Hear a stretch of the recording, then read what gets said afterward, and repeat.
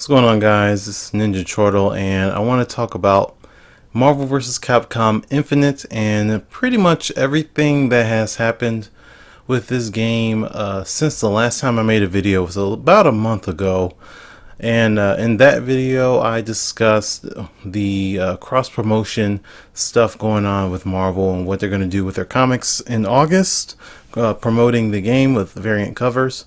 And so like I said, I'm going to pretty much cover everything that's happened with the game in the last month since then up until now. That's including E3, including the story mode, the demo, the latest speculation, rumors, and just information that's been put out there. So let's get right into it. And like I said, I was at E3 last week, or about a week and a half ago, and man, that was quite the experience in and of itself.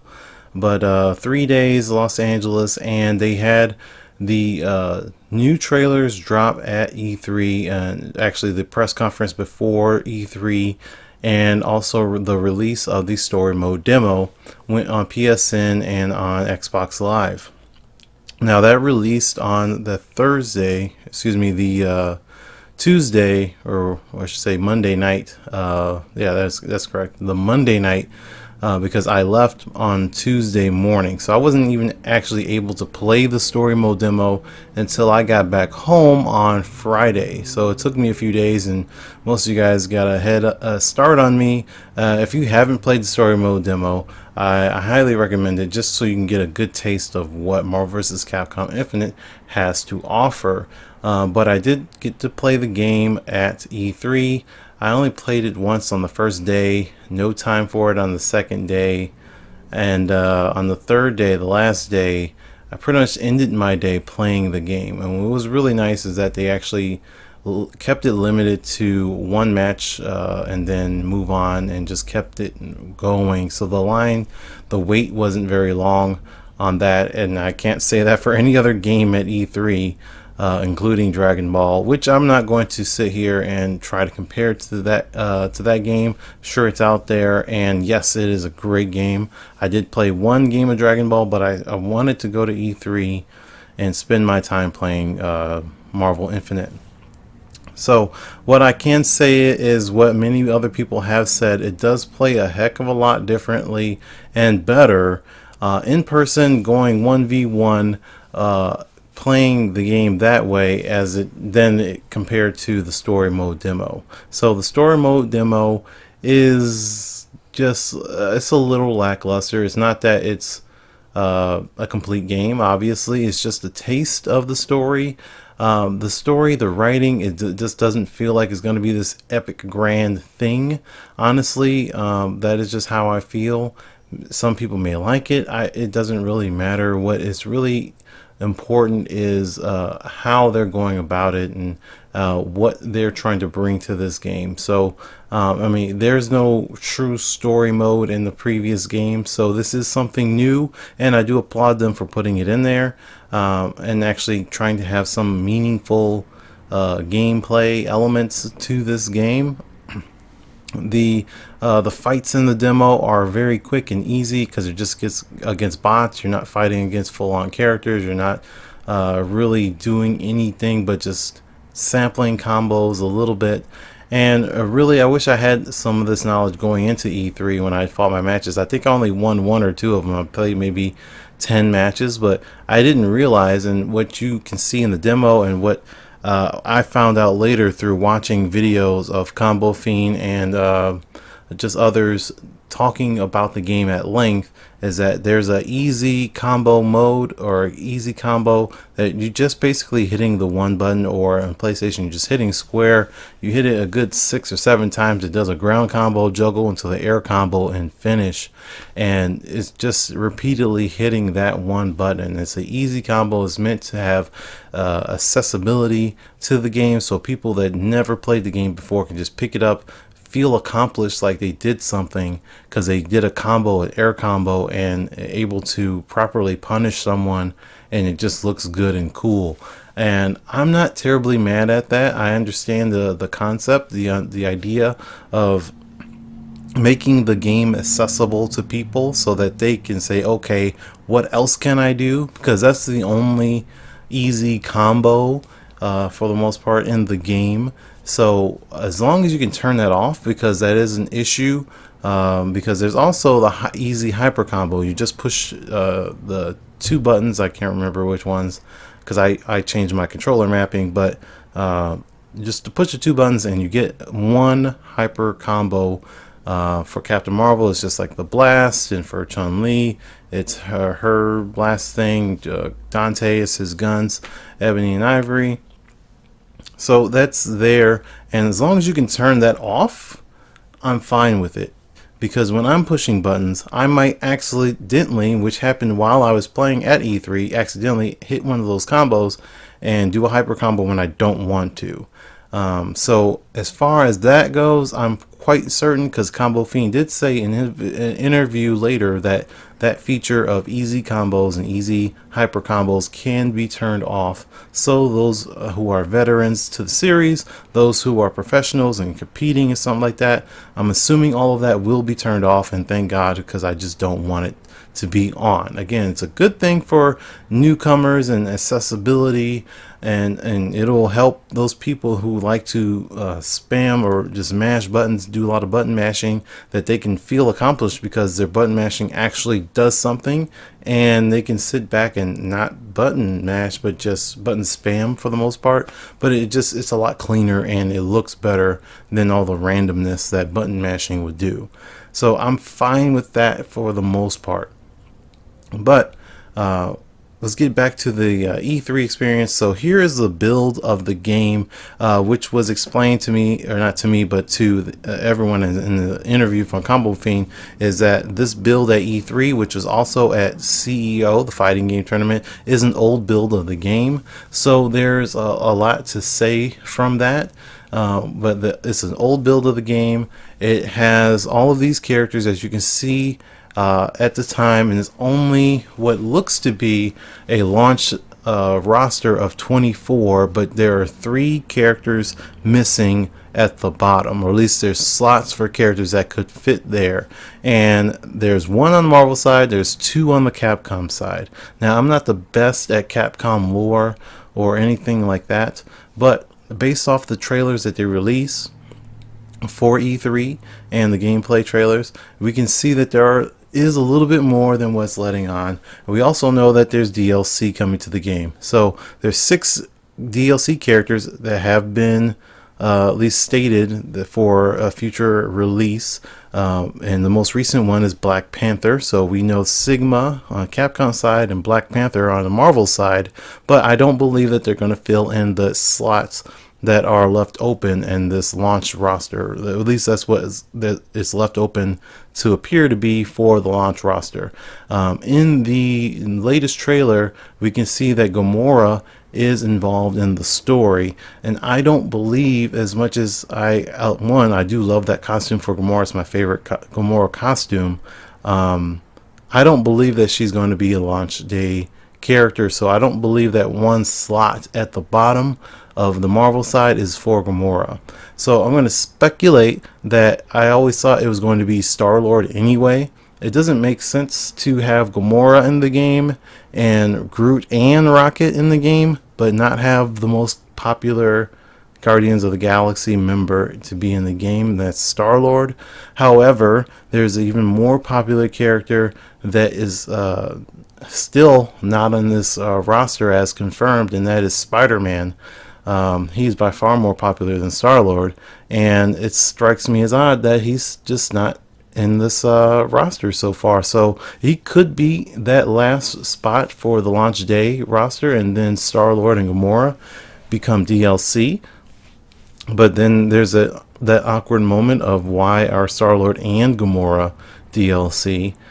So it could be that Star-Lord is in that launch roster, Spider-Man comes as DLC. I don't really know, but the DLC is already a weird subject to talk about, because again, there's 2 more characters on the Capcom side that haven't been revealed in those slots, and I know there's like a Monster Hunter map, or excuse me, background for the game, and a lot of people think it's going to be a Monster Hunter character. I don't know much about the franchise, but it is something that's worth looking into. As far as that goes, the other Capcom characters, I don't expect any more Mega Man characters. It's going to be tough to say. There's going to be Power Stone characters or more Street Fighter characters. I don't know. It's just up in the air. There's plenty of directions that Capcom could go, but we'll have to wait for that because it's hard to speculate on what they want to do. Now, there's been plenty of rumors about and discussions about the characters that have that are going to be coming, as well as a discussion on the appearance of the game. So in the very least, like I said earlier, the game definitely plays a lot better than it does in the story mode and in first hand going 1v1 against people. And it's not just the competitive esports side of the game talking, or me trying to say that esports is better because of this game, or the esports part of this game is good. I'm not worried about the esports part of it because I don't compete like that. I'm not that type of person. I hardly ever play online against anyone. I'm just saying that playing against somebody else that's not a computer, that's not some Ultron drone that dies right away, and actually being competitive and trying to do combos and stuff, that is legitimately cool. The switching in the middle of a combo, I can switch in the air, I can switch on the ground, I can switch in the middle of a combo. They can continue their hyper combo and I switch in, and then I can start another hyper combo, or use the infinity stones, the surge, and all of that stuff is really cool and it's really fun. It's legitimately good and it looks good. The backgrounds do look really good. They're sharp, they're polished, they're pretty, but like a lot of people have gripes with Chun-Li. I'm a Chun-Li main in Marvel 3, so she's the character that I gravitate to the most in this game, at least when I was playing at E3. And there's a lot of things different with her, a lot of things that are same. I don't know if I'm going to continue to use her in Infinite, but that's just more laboratory stuff I'll do later on. Forgive me if you hear my dog right now, but the other characters, as far as their looks go, yes, Chun-Li's face doesn't look great, but that's honestly not even a big deal to me as much as Chris and Spencer. In the very least, I didn't pick them, but in the very least, their photos, their portraits on the select screen are terrible. Also, I hate the way Thanos looks. Overall, he's big and his body and all of that is constructed well. It looks good. He's really shiny, and I'm not necessarily a fan of the shininess, but it's his eyes that I have a problem with. Those beady little eyes, they look terrible in movement and just in the way it's animated. All of his face, it looks very stoic and stiff.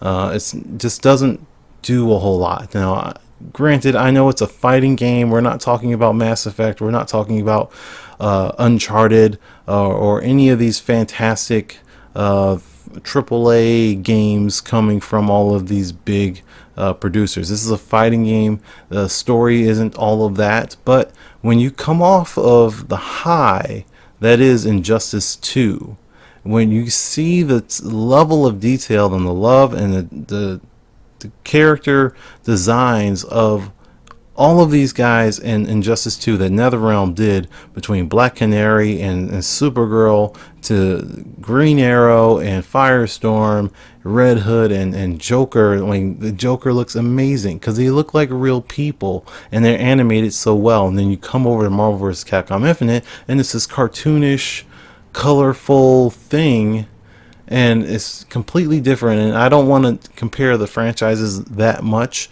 but that's what we're coming off of. Injustice came out a month ago and we're wowed by how great it looks, and then we go to Marvel and it's like, oh, you couldn't do better. You couldn't even get the voices and the lips to match each other when you're doing the story mode stuff. Like, it's that sort of thing that's a pet peeve. And as far as the other characters go, with the rumors that have been coming out about the roster for Capcom purposely being dumbed down, look, I will go off as far as say and admit that X and Zero look fantastic in this game. They don't look bad. They absolutely look fantastic. Other characters, like I said, Spencer, Chris, Chun-Li, do not look good. But Marvel has characters that doesn't look good either. Like I said, Thanos does not look good. But one character on the Marvel side that does look good, and I actually have a problem with because she looks so good, is Captain Marvel. I think they purposely made her super pretty, like way too pretty. She is beautiful. She looks fantastic. Her character model looks great. Her body looks great. The suit looks outstanding. The details on the costume look amazing. Her face is gorgeous. Her hair is fabulous. She actually plays well, and I really do enjoy her. So that the gameplay part of it is not as important, but as far as the looks go, she does look amazing. The reason why I have a problem with that is because that's not really how she looks now. There was a point in her comic book appearances in this costume that she did have long hair and looked relatively that good. In fact, I have a poster that I'm staring at in my room right now of her with her hair down, looking very good. But she didn't have a ton of makeup on. It's just her with her hair down. But that's old. This is maybe 4 or 5 years old. And her current look, she has shorter hair. So the point of that, and what I'm trying to say is, the whole point of her making this costume change, because before she was Miss Marvel and she was wearing what was basically long boots and a swimsuit as her costume with a thunderbolt on her chest. It was very sexy, and you had the legs that were very busty and all of that, and that was her image. That's all she was good for. It was something to look at. She was a great character, but not a lot of people really appreciated that.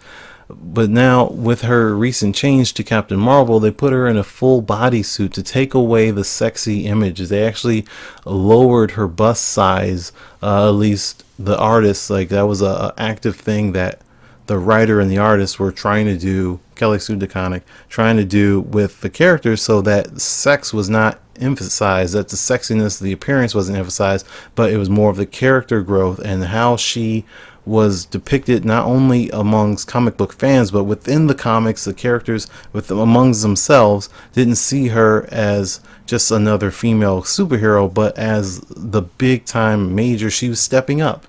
She's assuming a lot more responsibility.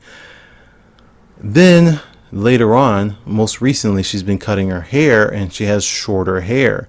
And that's also to just get away from this whole sexy vibe and so on. So I would have rather have seen that Captain Marvel, the current Captain Marvel, in the game. But I'm not going to get on Capcom or Marvel's bad side for that. I'm not going to hate them too much for it, because I understand Brie Larson was cast as Captain Marvel in the Marvel Cinematic Universe, and that because of that, she has longer hair. I highly doubt she's going to cut her hair short, and you want to have some kind of synergy because of that. So that's most likely the reason why they went with the long hair version. However, they still made her way too damn pretty. But that's ranting a little bit too much on Captain Marvel in particular.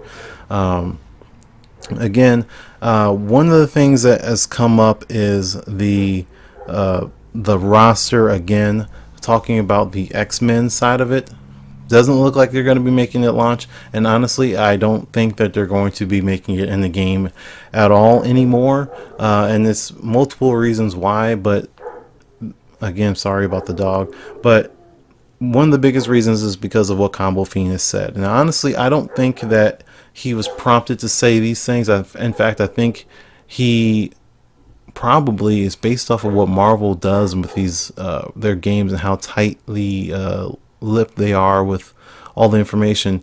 They probably don't want anyone from Capcom or Marvel talking about the X-Men or the Fantastic Four in regards to this game at all. They just will tell them, be tight-lipped, don't say anything, tell them that you can't talk about it. But Combo Fiend in an interview recently said, and he also said in the video that I watched about a week ago, that one of the reasons why they've done so many changes to this game, because they want to eliminate redundancy. They wanted to take away things that one character does, and why would you have the same character that does the same thing, two characters that do the same thing. And I understand that, and I completely understand that. if you look at Marvel vs. Capcom 2, you have so many Shotos. I mean, the game had 50 plus characters in it. You had Ken, Ryu, Sakura, and Akuma, and Dan in the game. They all throw Hadoukens, do Shoryukens, and Tatsus, and so on. There's no need for that to be in Marvel Infinite or other games that have crossover things. But at the same time, this is why I don't think Capcom gets it, and I don't think Marvel understands what that means. And again, I understand where they're coming from, but if I'm a fan of Ken and I say I don't like Ryu, and somebody asks me why don't you like Ryu, it's because I don't like the way he looks, or I don't like his voice, I don't like his muscles, I don't like the colors, I don't like whatever it is. But I like Ken because his Shoryukens have fire. I like Ken because he's blonde. I like Ken because he's American. I like this or that or whatever it is. Somebody might like Akuma more, or even Dan more, or whatever it is. Capcom wants to eliminate the redundancy, but at the same time, it's because of these characters is why people love the game. So when Combo Fiend goes on record and he's saying that we took Nova and gave him 8-direction dashing and air dashing, you don't need to have Magneto in the game anymore, who's infamous or famous for his 8-direction air dashing, because Nova can do it now, is a blatantly saying that, one, the X-Men aren't going to be in this game because you have Nova now. You want Magneto, you don't need Magneto, you have Nova. You want to do the same thing that Magneto did? That's fine. You can use Nova now. Why would we put Magneto in the game when you have Nova, who can do the exact same thing? Another character is they changed what? They changed Dante. I mean, they pretty much changed everyone. But it's him saying, like, one of the videos I made earlier in the year. Is talking about what I think the roster could be, and even the other video I made about the move sets, what possible move sets could be transferred over into new characters. Like Captain Marvel is kind of a copy of Phoenix in a little bit of a sense, not completely, but just they took some elements of her and put it into Captain Marvel for sure. But one of the characters that I compared that's not even confirmed or anything is Felicia. So Felicia is a character that's been in the franchise for quite a while, coming out of the Darkstalkers franchise. And I love Squirrel Girl, but Squirrel Girl is a character that almost actually made the roster for Marvel 3. But they actually went with Rocket because the developers prefer raccoons over squirrels, and that is actual fact. They just said which one we should be put in, Rocket Raccoon or Squirrel Girl. Well, we like raccoons in general. They don't like squirrels, so they took Squirrel Girl out. So as far as Marvel Infinite goes, I was like, oh, okay, what if they put Squirrel Girl in now? But they already have a character in the franchise in Felicia that they're relatively the same. I mean, one's got cats and squirrels, and I'm not talking about all those differences, but as far as what their moves would be, they're kind of would be the same. And I think that Felicia's moveset could have been moved over into Squirrel Girl, and they could have done that. But why put in all that effort if you already have Felicia? So because you don't want characters that are essentially the same but reskinned. That's what Capcom sees. But what I see as a fan of Squirrel Girl or a fan of a character, I don't care if there's a literal 100% translation, every single move the exact same from one character to a different character, and they just change the name and the color of their outfit and the length of their hair, just like Ryu and Ken. Some people like Ken, some people like Ryu. I like Squirrel Girl. I wouldn't pick Felicia, but I would pick Squirrel Girl. I would buy this game and throw $1,000 on it if it has Squirrel Girl in it, but if it doesn't and it has Felicia, it's not gonna matter to me. Some people would say, oh, if it has Akuma in it, then I'm gonna buy it, but if it has Ryu in it, he's plain, he's whatever, he's boring, he doesn't do anything. So what Capcom is trying to prevent is actually hurting them, because they don't want to put in characters that are going to do redundant things and that other characters can already do. in general, and then Marvel doesn't want the X-Men characters to be in the game. So what Capcom has done is said, okay, let's take characters that we can put in the game and give them some of the X-Men's moveset, so those people complaining about the X-Men not being into this game are going to have the same abilities that the X-Men had. Put them into Nova, put them into Captain Marvel, put them into this Capcom character. Let X do this. That's kind of like that character. Let Nova do this. That's kind of like that X-Men character. Let's give so and so a foot dive, and let's give so and so hidden missile, so that way that they can emulate Doctor Doom or whatever. Like, if this game comes out with Sigma, all right, and Sigma has hidden missiles and a foot dive, that is going to be a blatant copy of Doctor Doom, and saying that, one, we don't need Doctor Doom because Sigma can do exactly what Doctor Doom did. And this is all speculation, but I'm just saying that's what the philosophy at Capcom is, and that is the goal of what Marvel is. They want to have no X-Men, no Fantastic Four. They want their characters to look good, and Capcom wants to eliminate redundancy and try to put together a game quickly and cheaply. That is what they're doing. One of the reasons why they have the Infinity Stones is, and only 2 characters, is what Combo Fiend said, is that they only have 2 characters, no assists, and because the Infinity Stones are going to be the assists that the old assist system used to be, using projectiles, using them to juggle with, using them to phase through projectiles or dash or whatever the stones do, additional power, and all setups. The setups that the tag-in mechanics and the other games used to have is what you're going to be using the stones for. So there's a part of me that does like that, and this game is appealing. I'm not trashing the game. In fact, I'm going to still buy the game, but because of all of these impressions, because of my actual gameplay at E3, because of the story mode demo, because of all of the after interviews from Combo Fiend and other people, I've already pre-ordered the $200 collector's edition of this game. I am borderline about to cancel that and just downgrade to the deluxe edition. Still buying the game, still excited for the game, still want to play the game, can't wait for Black Panther, but I can't see myself wanting to give these guys $200. And I also saw the collector's edition up close. Like, I saw the figurines. It was unpainted finished versions of them, but they were there at E3. And between that and the actual playing it and seeing what's happening, I can't throw $200 on that game. But was it $80, $90 for the deluxe edition? Okay, I'll do that. 6 characters at DLC, most likely Gamora, Black Panther, and Star-Lord, Spider-Man. On the Marvel side, Sigma with God knows who on Capcom side, with further plans of DLC over the coming years, assuming this game sells enough for them to be able to do that.